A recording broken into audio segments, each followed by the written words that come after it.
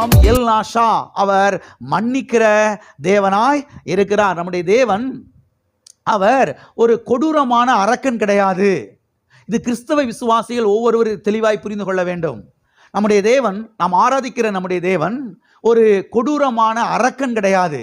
கல்நஞ்சம் பிடிச்ச ஒரு நபர் கிடையவே கிடையாது. இந்த உலகத்திலேயே அன்பானவர், மன்னிக்கிறவர் யார் என்று சொன்னால் நாம் ஆராதிக்கிற நம்முடைய தேவன் என்பதை சத்திய வேதத்திலிருந்து நீங்கள் கற்றுக்கொள்ள வேண்டும். இன்றைக்கு அநேக சபைகளில் பாருங்க, கர்த்தர் கொடூரமானவர், கர்த்தர் மோசமானவர், கர்த்தர் அடிச்சிருவார், நொறுக்கிடுவார், மண்டையை பொழந்துருவார், லாரிக்குள்ள பிடிச்சி தள்ளி விட்டுருவார். இன்னைக்கு நீ பைபிள் வாசிக்கலையா, இன்னைக்கு உன் கால் ஒடிய போகுது, போ, இன்னைக்கு நீ தொலைஞ்சதோட. கர்த்தர் நான் அவ்வளோ மோசமானவரா? அதுக்காக பைபிள் வாசிக்க வேணாம்னு சொல்லிடல யாரும். அருமையானவர்களே கவனியுங்கள், கர்த்தர் ஒரு மோசமானவர் என்பதை போல பாருங்க சபைகளிலே சித்தரிக்கப்பட்டு பேசப்படுகிறது. அருமையானவர்களே கவனியுங்கள், தேவன் அப்படிப்பட்டவர் கிடையாது.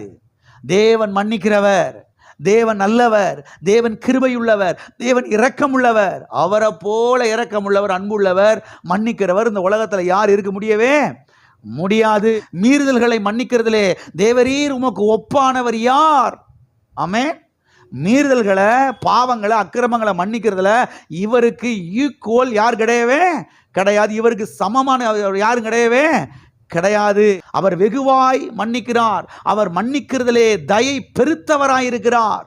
மன்னிக்கிற மனமுடையவராய் அவர் இருக்கிறார். ஒரு முறைக்கு மேல அவர் மன்னிக்கிற தேவனாய் இருக்கிறார். இன்னைக்கு நம்ம ஊர்ல சொல்லுவாங்க, ஒரு முறை மன்னிப்பேன், ரெண்டாவது முறை வந்த போட்டு தள்ளிடுவேன்.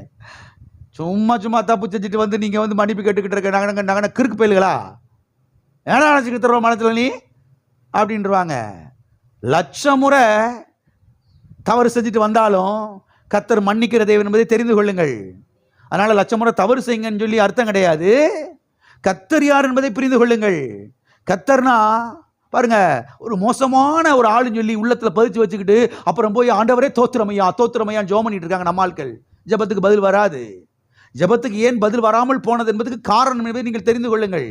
கர்த்தரை குறித்து ஒரு கசப்பு, கர்த்தரை குறித்து ஒரு தவறான படம் மனதுக்குள்ள இருக்குது வச்சுக்கிட்டு அப்புறம் ஜெபம் பண்ணி வேற தொலையணுமே. இந்த பாஸ்ட் வேற ஜோமனுக்கு சொல்லிக்கிட்டு கிடக்கிறாரு. அதனால் ஜோமனி வர தொலையணுமே சொல்லிட்டு ஜோம் பண்ணுறாங்க பாருங்க, வம்படியா ஜோம் பண்ணிட்டு கிடக்கிறாங்க. பதில் வரவில்லை. 15 வருஷம் 20 வருஷம் ஆச்சு, பதில் வரல. தேவனை சரியாய் புரிந்து கொண்டு நீங்கள் ஜெபித்து என்று சொன்னால் துரிதமாய் ஜெபத்துக்கு பதில் வரும், எளிமையாய் ஜெபத்துக்கு பதில் வருமே தெரிந்து கொள்ளுங்கள். ஆகவே கர்த்தர் யார் என்பதை சத்திய வேதத்திலிருந்து கற்றுக்கொள்ளுங்கள். அங்க இப்படி நடந்துச்சான், இங்க இப்படி நடந்துச்சான், அவங்களுக்கு இப்படியா, அந்த பாஸ்ட் வீட்டில் இப்படியா, அந்த மூத்த விசுவாசி வீட்டில் இப்படியா, அதனால அப்ப கர்த்தர் அப்படியே தான் இருப்பாரோ? கிடையாது கிடையாது கிடையாது. சத்திய வேதத்திலிருந்து கற்றுக்கொள்ளுங்கள் கர்த்தர் யார் என்பதை. அவர் மன்னிக்கிறவராயிருக்கிறார், மன்னிக்கிறதிலே தயை பெருத்தவராயிருக்கிறார். மீறுதல்களை மன்னிக்கிறதிலே தேவரீருக்கு ஒப்பானவர் யாரும் இல்லை.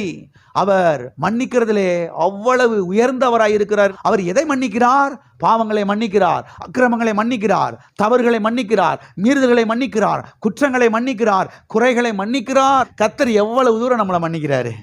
கர்த்தர் எவ்வளவு தூரம் நம்மளை மன்னிக்கிறாரு! மேற்குக்கு கிழக்குக்கு எவ்வளவு தூரமோ அவ்வளவு தூரமாய் நம்முடைய பாவங்களை என்ன செய்தாரு? விலக்கினார். கிழக்குக்கும் மேற்குக்கு இல்லை, மேற்குக்கும் கிழக்குக்கும் எவ்வளவு தூரமோ அவ்வளவு தூரமாய் நம்முடைய பாவங்களை விலக்கினார். ஆமென். பாருங்க, கார் மேகத்தை போல உன்னுடைய பாவங்களை என்ன செய்தேன்? நான் அகற்றினேன். மேகம் இப்ப இருக்குது, கொஞ்ச நேரம் கழிச்சு பார்த்தா கிளஞ்சு போயிடுது, காணாம போயிடுது. அப்ப கர்த்தர் பாருங்க மன்னிக்கிறவராய் என்ன செய்கிறார்? இருக்கிறார். சமுத்திரத்தின் ஆழத்துக்குள்ளே என்ன செய்து விட்டார்? நம்முடைய பாவங்களை போட்டு விட்டார். எங்க போட்டாரு? சமுத்திரத்தின் ஆழத்துக்குள்ள என்ன செஞ்சுட்டாரு? போட்டுட்டாரு. அரபிக்கடல்ல போடல, இந்திய பெருங்கடல்ல போடல, மறதி என்கிற கடல். என்ன கடல்? மறதி என்கிற கடல்ல கர்த்தர் என்ன செஞ்சிட்டாரு? எல்லாத்தையும் போட்டுட்டாரு, மன்னிச்சிட்டாரு, மறந்துட்டாரு. அவர் அவ்வளவு பெரியவராய் அவர் என்ன செய்கிறார்? இருக்கிறார். ஆமென். அப்ப இதனாலே அவர் நம்மை மன்னித்தார். ரத்தத்தினாலே, அவருடைய ரத்தத்தினாலே நம்மை மன்னித்திருக்கிறார். மன்னிப்பு சும்மா வந்துடாது, மன்னிப்பு சும்மா வந்துடாது.